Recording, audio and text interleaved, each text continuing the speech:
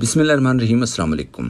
عمران خان کی رہائی میں سب سے بڑی رکاوٹ 9 مئی کے 8 جھوٹے کیسز میں ضمانت ہونے پر پیپلز پارٹی کے بھگوڑے زرداری کے چاٹو حسین حقانی نے کہا، عمران خان خوش قسمت ہیں کہ سپریم کورٹ نے 2.5 سال سے کم مدت میں ان کی ضمانت کی درخواست سن لی اور منظور کر دی۔ آصف زرداری صاحب کی ضمانت کی درخواستیں سپریم کورٹ تک پہنچتے منظور ہونے میں 8 سال لگ گئے تھے۔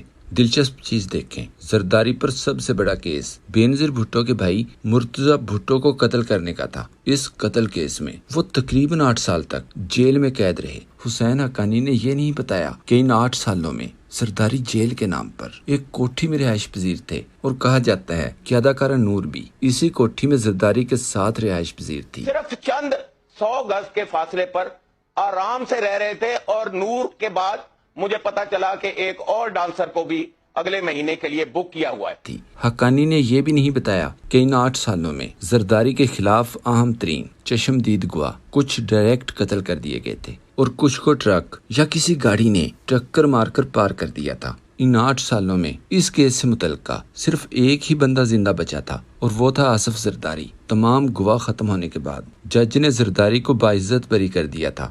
یاد رہے، اس سے پہلے بھی کرپشن اور کک بیکس کی وجہ سے آصف زرداری 1990 سے 6 فروری 1993 تک 3 سال جیل میں تھا۔ اور دلچسپ چیز یہ ہے کہ آصف زرداری کی تاریخ پیدائش 3 فروری 1993 کی ہے۔ اس سے اندازہ لگایا جا سکتا ہے کہ یہ کس قسم کی جیل کاٹتے تھے، جہاں میاں بیوی اکٹھے رہائش پذیر تھے۔ زرداری پر بینظیر کے قتل کا الزام بھی لگایا جاتا ہے کہ مشکوک حرکتیں کرنے والا خالد شہنشاہ بینظیر کے قتل کے بعد زرداری کے پاس کیوں تھا، اور پھر اسے قتل کیوں کر دیا گیا۔ یاد رہے، اس وقت عمران خان پر صرف القادر کیس باقی ہے، جس کے بعد یا تو خان کو رہا کرنا پڑے گا یا پھر مزید نئے کیسز بنانے پڑیں گے۔ عمران خان کی ضمانت پر پٹواریوں کو آگ لگاتے ہوئے ارسلان بلوچ نے لکھا، 9 مئی کیسز میں عمران خان کے سرخرو ہونے پر انتہائی اہم آڈیو لیک ہو گئی۔ ہم لٹ گئے، سندیلا صاحب لٹ گئے، یتیم ہو گئے ہم۔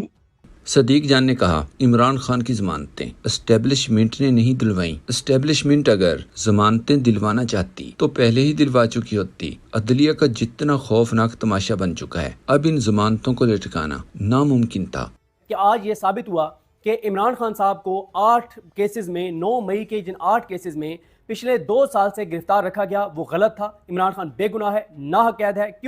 کیونکہ آج کور کمانڈر ہاؤس پر حملے کے کیس میں عمران خان کے خلاف سازش کا کوئی ٹھوس ثبوت پراسیکیوشن پیش کرنے میں ناکام ہو گئی ہے۔ اڈیالہ جیل نام سنتے ہی خوف اور سختی کا تاثر ذہن میں آتا ہے۔ ان سخت پہروں میں سے بھی ایک دلچسپ داستان سامنے آئی ہے۔ سچ کہا جاتا ہے کہ مرشد کے دیوانوں کی کمی نہیں، ایک ڈھونڈیں تو کروڑوں ملتے ہیں۔ اڈیالہ جیل کے اندر ایک دلچسپ واقعہ پیش آیا۔ ریمانڈ پر آئے ایک نوجوان نے سابق وزیر اعظم کے سیل کو دیکھنے کی خواہش ظاہر کی۔ وارڈن کو کہا، مجھے خان کا صرف کمرہ دکھا دو۔ اس جیل پولیس والے نے اس لڑکے سے 20,000 روپے مانگے۔ لڑکے نے کہا، میرے پاس 10,000 کی پرچی ہے، یہ لیں اور مجھے خان کا کمرہ دکھا دیں۔ یاد رہے، جیل میں کرنسی نوٹ رکھنے کی اجازت نہیں ہوتی۔ قیدیوں کو گھر والوں ملاقاتیوں کی طرف سے دیے گئے پیسوں کے تبادلے میں پرچی کاٹ کر دی جاتی ہے، جس پر پیسے لکھ دیے جاتے ہیں۔ جیل کے اندر وہی پرچیاں لین دین اور چیزیں خریدنے کے لیے استعمال کی جاتی ہیں۔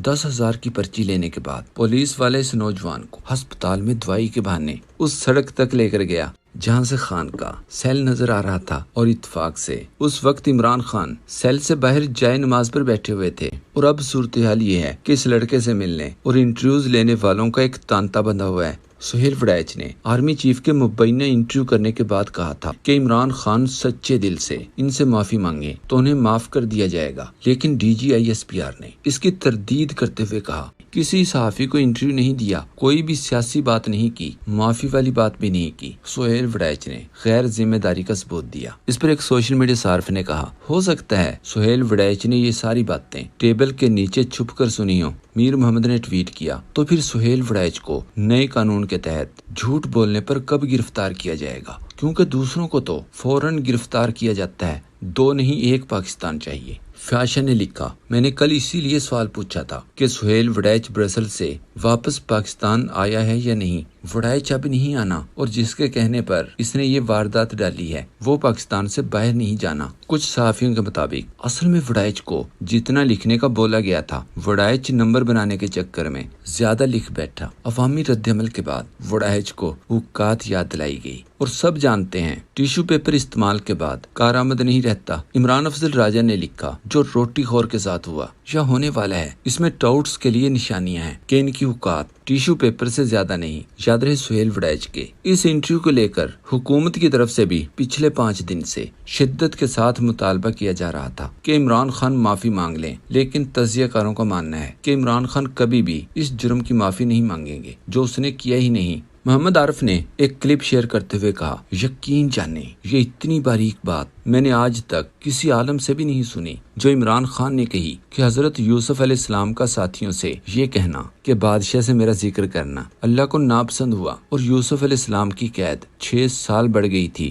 عمران خان نے کیا کہا، کلپ دیکھیں۔ اور ایک دفعہ رہا ہو جائیں، اس اذیت سے، اس مصیبت سے نجات حاصل کریں، اور پھر جب باہر آئیں تو پھر دیکھیں آپ نے کیا کرنا ہے۔ تو صحافی کہتے کہ جب میں نے خان صاحب سے یہ کہا تو خان صاحب نے کچھ دیر میری طرف دیکھا اور پھر بولے کہ یوسف علیہ السلام جب قید میں تھے انہوں نے ایک اپنے ساتھی سے صرف اتنا کہہ دیا تھا کہ بادشاہ سے میرا ذکر کرنا، تو اللہ تعالیٰ نے یوسف علیہ السلام کی رہائی کو 6 سال مؤخر کر دیا تھا۔ تو خان صاحب کہتے ہیں کہ جو خدا یوسف علیہ السلام کا تھا وہی خدا میرا ہے، اور جس خدا کو معلوم تھا کہ یوسف علیہ السلام ناحق قید میں تھے، اس خدا کو یہ بھی معلوم ہے کہ عمران خان بھی ناحق قید میں ہے، اور جس طرح یوسف علیہ السلام کے لیے صرف اس کا اللہ کافی تھا، اسی طرح میرے لیے بھی میرا اللہ کافی ہے۔ صابر شاکر نے لکھا، کون بے وقوف ایبسلوٹلی ناٹ کہنے والے بندے سے یس سر کی امید لگائے بیٹھا ہے۔ متی اللہ جان نے لکھا، عمران خان نے جس جوان مردی کے ساتھ جیل کاٹی ہے، ایسی جیل کا ہمارے جیسے صحافی تصور بھی نہیں کر سکتے۔ ارشاد بھٹی نے کہا، 1 سال میں 27 دفعہ عمران خان سے سوال ہوا کہ سنا ہے کہ آپ ڈیل کر رہے ہیں، اس نے ہر بار کہا کہ کوئی ڈیل نہیں ہو رہی۔ عمران خان نے کبھی نہیں کہا کہ لندن جانے دو، پلیٹلیٹس گر گئے ہیں،